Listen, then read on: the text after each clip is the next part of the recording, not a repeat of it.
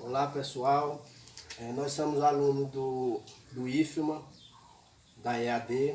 A gente faz parte do campus de São João dos Patos, no polo de Dom Pedro.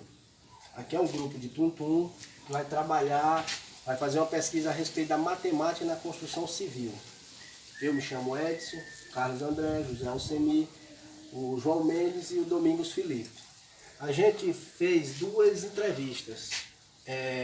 Uma foi para verificar a queda d'água e a outra foi para colocar uma porta no esquadro. Como o pedreiro não ficou com receio de aparecer no vídeo, então a gente se informou com ele e depois fez o vídeo com os dados que ele passou para a gente. Vamos lá.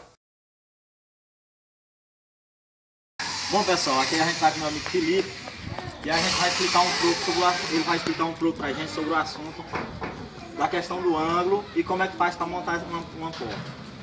Em primeiro lugar, a gente queria saber como é que tu vai fazer, como é que você vai fazer para medir a questão do ângulo dessa porta, saber que ela está no ângulo correto.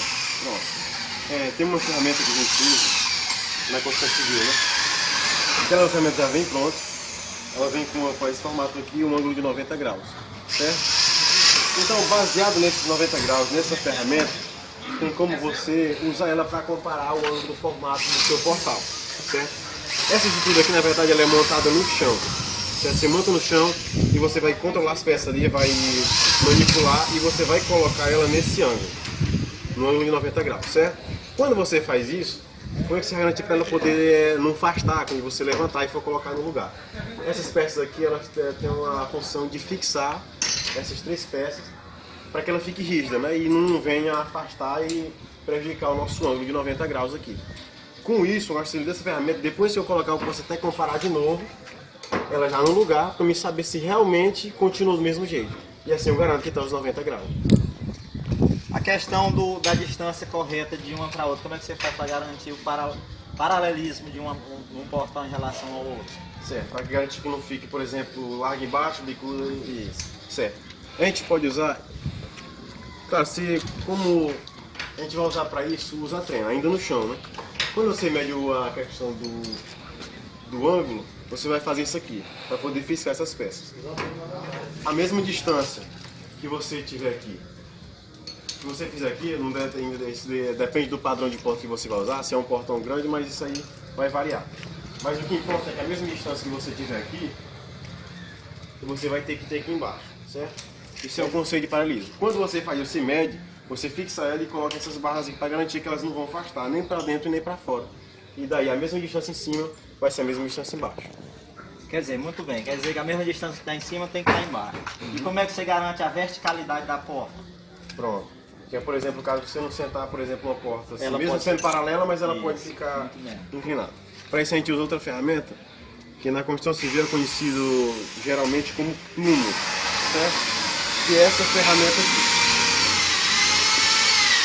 É um embasamento físico que é usado, certo?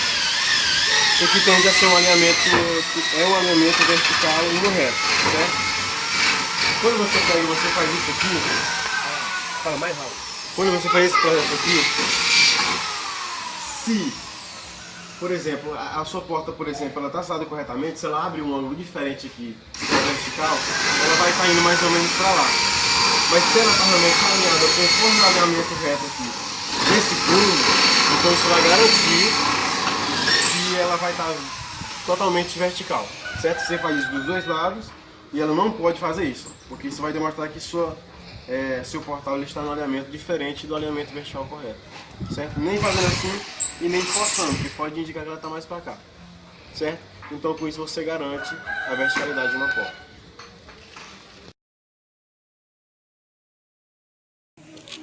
Dando continuidade ao vídeo, eu estou aqui com o meu amigo aqui, o Felipe, que ele vai explicar para a gente sobre a inclinação da queda d'água.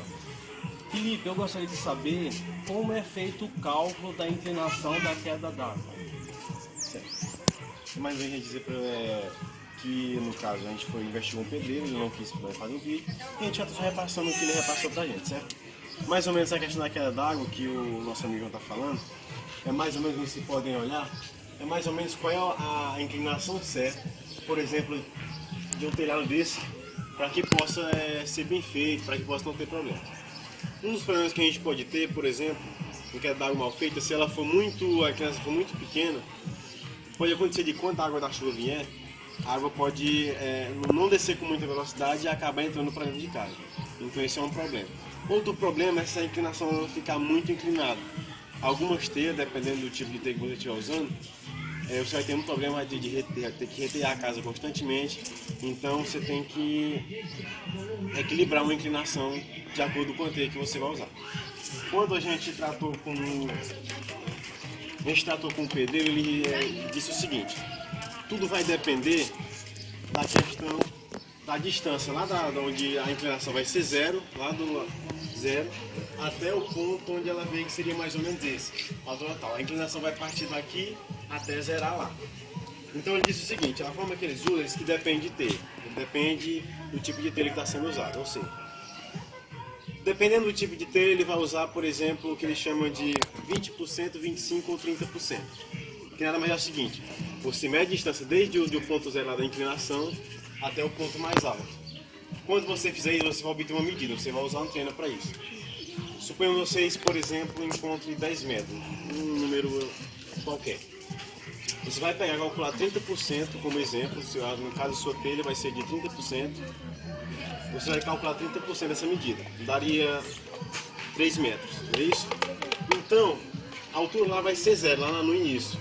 Mas a sua altura que vai poder inclinar para sair na ponta lá, você sai daqui com 3 metros. Cara, você vai contar a parte mais 3 metros a partir de lá, certo? E daí você tem a inclinação correta para o seu tipo de telha. Se for o tipo de telha que requer 25%, você calcula 25%. Se for um tipo de telha que requer 20%, você calcula 20% do seu comprimento e coloca daquela altura lá para aquela altura, certo? Quando a gente calcula esses ângulos, mais ou menos, o de 30% seria um ângulo, a gente fez esses cálculos, é possível provar, que uma inclinação de 30% vai dar um ângulo de mais ou menos 16,7 graus, certo? Então aí dependendo de você calcular o ângulo a partir do que foi dado pra gente no pedreiro.